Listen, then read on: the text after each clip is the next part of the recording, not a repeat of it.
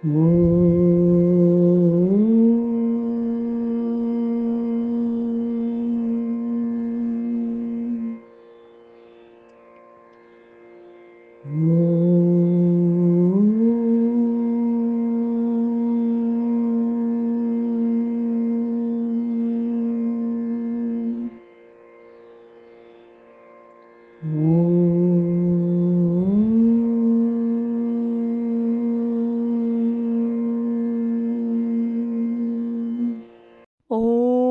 श्री गणेशाय नमः। ॐ श्री कृष्णाय नमः। ॐ श्री गुरुभ्यो नमः। ॐ श्री सरस्वत्यै नमः।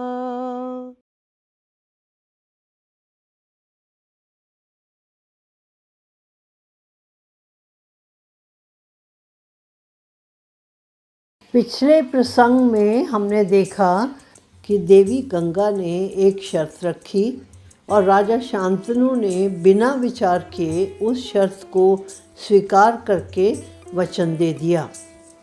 तत्पश्चात विवाह हो गया। कुछ समय पश्चात देवी गंगा गर्भवती हुई। साम्राज्य में खुशी की लहर दौड़ गई। देवी गंगा ने एक पुत्र को जन्म दिया। सब कुछ भली प्रकार चल रहा था, किसी को भी कोई आशंका नहीं थी। लेकिन जननी नवजात शिशु को वस्त्र में लपेटकर गंगा नदी की ओर चल दी। प्रसन्नचित्त पिता भी वचनबद्ध पत्नी और पुत्र के पीछे चुप्पी साधे चल दिया। जन्मदायिनी माँ ने अपने शिशु को धीरे धीरे गंगा माँ के बहते जल में समर्पित कर दिया। वचनबद्ध राजा रोक न सका, लाचार हुआ, हाथ मसल कर ही रह गया। महाभारत की कथाएं इतनी रोचक हैं कि दर्शक या पाठक नहीं जानते कि अगले मोड़ पर क्या होने वाला है। भाग्य के रंग देखिए। देवी गंगा फिर गर्भवती हुई। साम्राज्य की फिर आशा जगी। फिर से पुत्र का जन्म हुआ। क्या वह अपने भाई से भिन्न भाग्य लाया? बिल्कुल नहीं। माता पिता वही, परिस्थिति वही, तो अंतिम परिणाम भी तो वही होगा। माता फिर से नवजात शिशु को वस्त्र में लपेटकर गोद में लिए हुए चल दी। महल के वे लोग जिन्होंने उसे फिर से शिशु को लपेटकर नदी की ओर ले जाते देखा, स्तब्ध से रह गए। लाचार राजा उसके पीछे पीछे कदम बढ़ाकर चला। वही गंगा का किनारा, उसका बहता जल, माँ के नवजात शिशु को पकड़े हुए हाथ और उन हाथों के द्वारा वही विस्मयकारी क्रिया को दोहराना और शिशु का इस संसारिक बंधन से पैदा होने के कुछ ही क्षणों में मुक्त होना चकित कर देने वाला ही तो था। ऐसा एक या दो बार नहीं हुआ, पूरे 7 बार हुआ। 7 बार उन नवजात शिशुओं को जन्मदायिनी माता ने गंगा के बहते पानी में समर्पित करके उन्हें जन्म मरण के बंधन से छुड़वा दिया। 2 व्यक्ति जब प्रेम के बंधन में बंधते हैं तो सामान्य रूप से इस बंधन में बंध कर मनुष्य अपने शिशु के जन्म से लेकर उसके बड़े होने तक उस जीवन के सुंदर पलों से गुजरता है। इस संदर्भ में ऐसा कुछ भी नहीं हुआ। एक और ना समझ सकी जाने वाली जन्मदात्री माँ थी। उसने विवाह से पहले ही राजा से वचन लेकर अपने इन कृत्यों को रहस्य के आवरण में लपेट लिया था। दूसरी ओर वह पिता था जो मूक रहने पर बाध्य था। महाभारत की कथाएं कितनी अनहोनी लगती हैं। राजा के हृदय की दशा का बयान कौन कर सकता था? इस अनहोनी घटना के साथ ही महाभारत का प्रारंभ हुआ। राजा शांतनु और देवी गंगा के वैवाहिक जीवन में फिर प्रसन्नता की लहर दौड़ पड़ी। समय के साथ 8वें पुत्र का जन्म हुआ, लेकिन माता का व्यवहार तो बिल्कुल भी नहीं बदला था।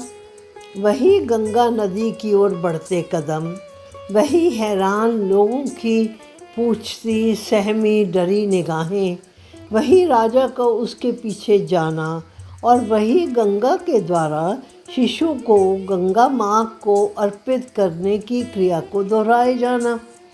परंतु इस बार राजा अपने को रोक नहीं पाया और उसके मुख से यकायक स्वर निकला, ठहरो। गंगा ने प्रश्नवाचक दृष्टि से राजा की ओर देखा, मानो एक प्रश्न उन दोनों के बीच आकर रुक गया हो। गंगा आवाज़ सुनकर ठहर गई, पति की ओर देखा और उसने स्पष्ट शब्दों में बताया कि वह वापस जा रही थी, क्योंकि राजा ने विवाह के समय दी गई शर्त का उल्लंघन कर दिया था। ऐसा कहकर उसने नवजात शिशु को पिता के हाथ में थमा दिया। राजा हक्का बक्का रह गया। शिशु को प्राप्त करने की प्रसन्नता और पत्नी से बिछुड़ने के दुख के बीच में अटक सा गया। वह शिशु माँ के बिना कैसे पलेगा? राजा इस सोच से परेशान हो गया। राजा शांतनु ने देवी गंगा से अनुरोध किया कि वह शिशु के लालन पालन का कार्य संभाले। गंगा को इस प्रस्ताव पर कोई आपत्ति नहीं थी। इस शिशु का नाम देवव्रत रखा गया। देवी गंगा मृत्युलोक से नहीं थी। वास्तव में देवी गंगा की 8 संतानें शापित वसु थीं। उन्हें कामधेनु को चुराने के लोभ के दंड स्वरूप ऋषि वशिष्ठ से शाप मिला था। मोक्ष पाने के लिए उन्हें मानव देह धारण करनी थी और गंगा ने अपनी कोख से जन्म देकर उन्हें मुक्त करने का बीड़ा उठाया था। इसीलिए ही उसने पहले 7 शिशुओं को गंगा नदी में विसर्जित किया था। उसकी 8वीं संतान देवव्रत का सौभाग्य था कि वह माता के साथ गया। वह 16 वर्ष तक माता के साथ रहा और माता ने उसी सभी क्षेत्रों में सर्वश्रेष्ठ शिक्षा दिलवाई। वह योग्य और निपुण योद्धा बनकर लौटा। उसके वापस लौटने पर हस्तिनापुर राज्य में प्रसन्नता की लहर फिर से दौड़ पड़ी। उन्हें देवव्रत जैसा उत्तराधिकारी मिला और पिता भी उसको युवराज घोषित करने के लिए तत्पर थे। लेकिन महाकाव्यों की कथाएं इतनी सरल नहीं होती। शांतनु पुत्र से अत्यधिक प्रेम करते थे, लेकिन एकाकी राजा की वैवाहिक जीवन जीने की भी इच्छा थी। जब भी वह अकेले विचरते तो यह अकेलापन उन्हें और भी अधिक सताता। अब कथा एक और दिलचस्प मोड़ लेती है। वैवाहिक जीवन की प्रबल इच्छा के चलते शांतनु फिर से स्त्री के मोह जाल में फंस गए। शांतनु अकेले ही प्रायः गंगा किनारे विचरने जाते थे। एक दिन अकेलेपन से घिरे शांतनु एक नाव में बैठ गए। वे नाव खेती युवती की ओर आकर्षित हो गए और उसके साथ नौका विहार करने लगे। उस बहती नदी में नौका में बैठे दृश्य को निहारते वे कब उसके सौंदर्य के अदृश्य प्रभाव से गिरफ्तार हो गए उन्हें पता भी नहीं चला।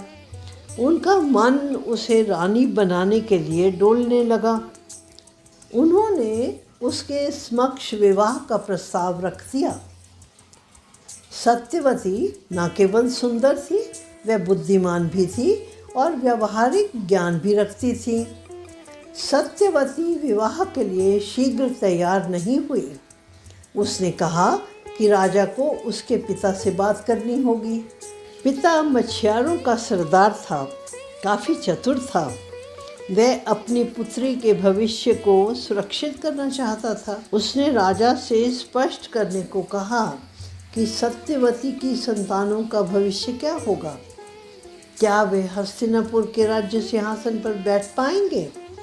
इस बार शर्त पुत्री के पिता के द्वारा रखी गई। क्या ये शर्त मानी जाएगी, हम अगले प्रसंग में देखेंगे।